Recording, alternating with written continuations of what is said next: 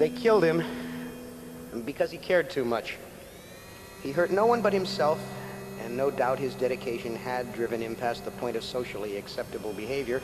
But his death brings shame to us as a nation because it demonstrates that both common sense and compassion have been leached out of our national character to a degree heartrending to consider.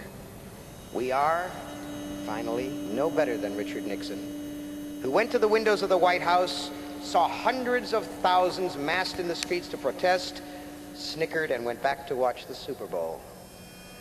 I tell you his name because it has not been very long since Wednesday, December 8th, and already you've forgotten who he was. His name was Norman Mailer. He was a mad saint, and he loved us enough to die for our sins. He was the man in the blue jumpsuit and motorcycle helmet who, at 9:30 a.m. Eastern Standard Time, drove his white 1979 Ford van up close to the main entrance of the Washington Monument, stepped out, and began a 10-hour act of humanism that culminated at 7:23 p.m. with his needless death. Professionally lettered on the side of Norman Mailer's van was a placard that read, "Number 1 priority, ban nuclear weapons."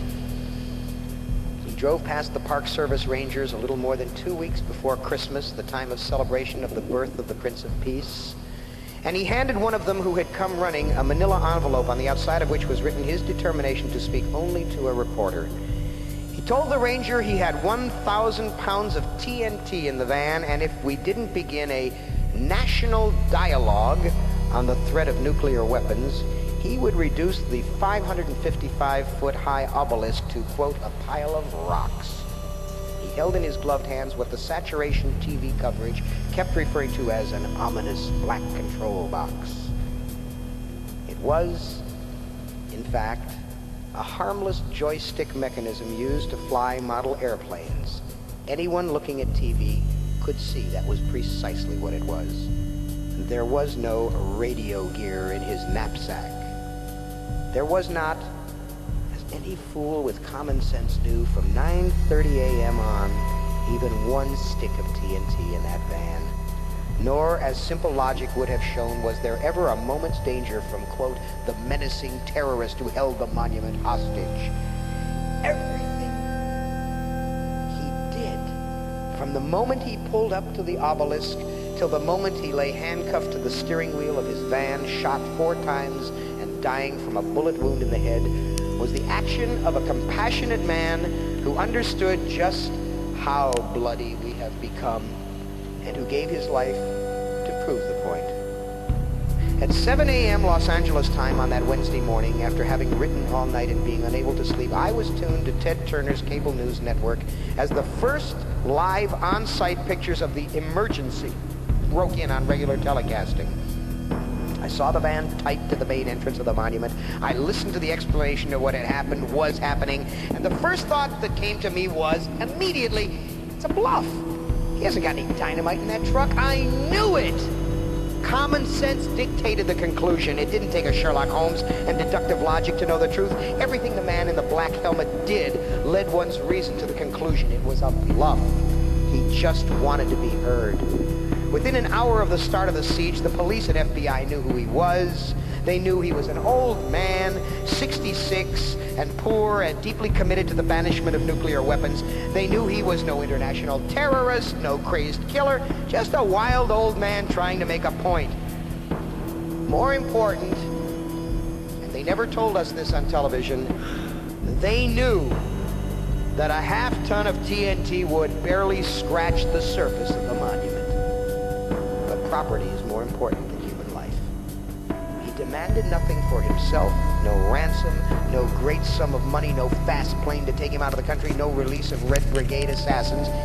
He merely wanted us to talk to each other. He just wanted to plead with us to expand the dialogue. He was as one with the millions across the world who have marched and pleaded this last year, marched and pleaded for the right of the human race to live out its days without the mushroom-shaped shadow blighting our joy. Yes, he was an extremist. Yes, he was bereft of his senses. But he did not deserve to die. Within a few hours, his actions bespoke that intention. Had there been a scintilla of compassion, rather than macho posturing in any of the authorities handling the situation, It need not have ended as it did, but of compassion there was not a whit. Not on the part of the Associated Press's reporter, Steve Komarow, who spoke to him 5 times. Not on the part of Captain Robert Hines, commander of the Park Service Police, who preened and pontificated before TV cameras like one of those satraps on a road repair crew who is given the red flag to stop traffic and becomes a martinet with that puny power. Not on the part of the White House advisors who moved Ronald Reagan's luncheon out of the room facing the monument. And not on the part of our noble president who, like Richard Nixon, saw what was going on and shrugged and ignored his responsibility.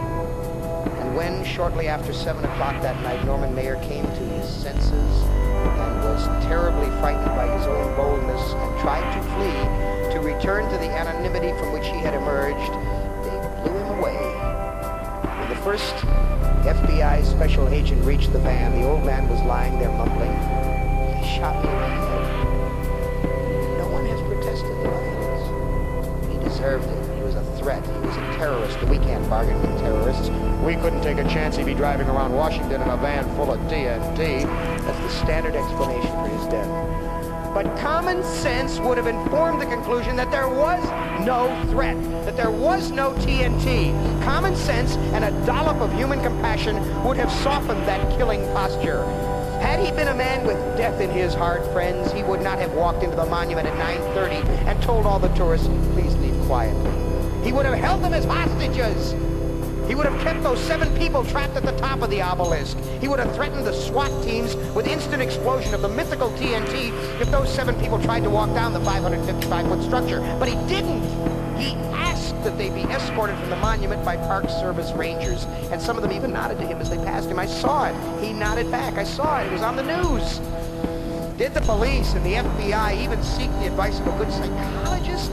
Did any of them sit and sum up the realities, not the maybes and the bullshit what-ifs, just the realities of what Norman Maier was doing, what was in fact happening?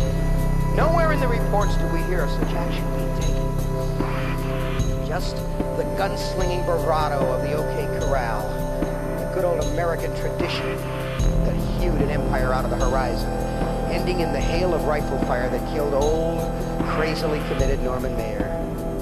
Were we not one with Richard Nixon, someone would have said simply, he wants to make his point, he wants to be heard. And in my deranged fantasy, I see them telling Ronald Reagan that one of his people is in pain, is hurting with fear so much for the rest of his species that he wants a chat. And Ronald Reagan would have said, "I understand, let's take a walk." And he would have crossed that short distance across the mall, and he would have walked up to Norman Maier, and he would have said, "Mr. Maier, I understand what you're trying to do, but this isn't the way to do it. You're scaring people, Mr. Maier, and you're getting yourself in terrible trouble." And Norman Maier would have been so amazed that for the first time his existence had been validated, that he would have put aside that pathetic model airplane control box, and he would have walked back to the White House for a cup of tea and a quiet conversation with the leader of his nation, who had demonstrated that even the least of his countrymen was worth postponing lunch. But that's fantasy. And kindness is a fantasy. And common sense in the face of cocked guns is a fantasy. What is not a fantasy is that we are a nation of SWAT teams and too little open conversation. I know I am foolish to suggest Ronald Reagan might have had the personal courage to end the emergency by bold leadership. I hear the snickers and the repeated phrase, "We couldn't take a chance," even though they knew they were in no danger of the bluff being genuinely threatening. I know I am alone in feeling that there was something noble and courageous and infinitely human in Norman Maier's act. Nonetheless, I have cried for him since I saw them open fire on his van. And I cannot but consider the irony of his having died so near a monument to the president who said, "If men are to be precluded from offering their sentiments on a matter which may involve the most serious and alarming consequences that can invite the consideration of mankind, reason is of no use to us. The freedom of speech may be taken away, and dumb and silent we may be led, like sheep to the slaughter." The